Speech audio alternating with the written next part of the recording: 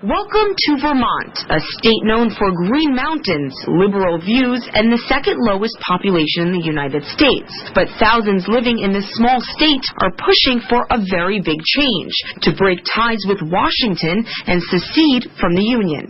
Thomas Naylor is the man behind the movement, otherwise known as the Second Vermont Republic. The empire, the United States of America, has lost its moral authority.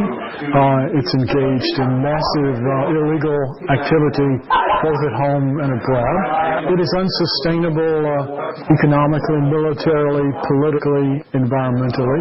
The Titanic is going down. Vermont was independent for 14 years before joining the Union in 1791. Naylor, a retired economics professor and published author, says the U.S. is too large to be run by one central government, which he calls unfixable and corrupt on both sides.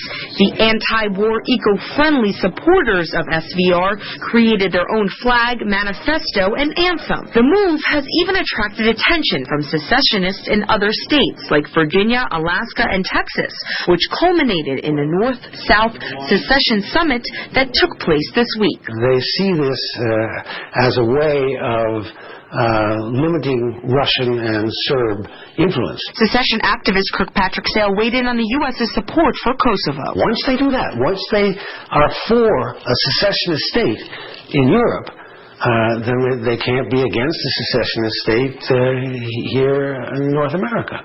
How could they oppose Vermont's secession if they have already agreed to the principle? While principle is one thing, Vermont and Kosovo aren't identical situations. A decade ago, it was war, ethnic divide, and U.S. and European military intervention that brought Kosovo to where it is today. And while the leaders of Kosovo want independence, Vermont's governor and state representatives don't support secession. Attorney Paul Gillies says the move is technically legal, but believes it would be an economic disaster. Who would own the interstates? Who would own the post offices? Who would own the federal buildings? I doubt if we could survive alone economically and politically. So how strong is the push for independence in Vermont? Well, a study by the state's university found 13%, roughly 60,000 people, support secession from the United States.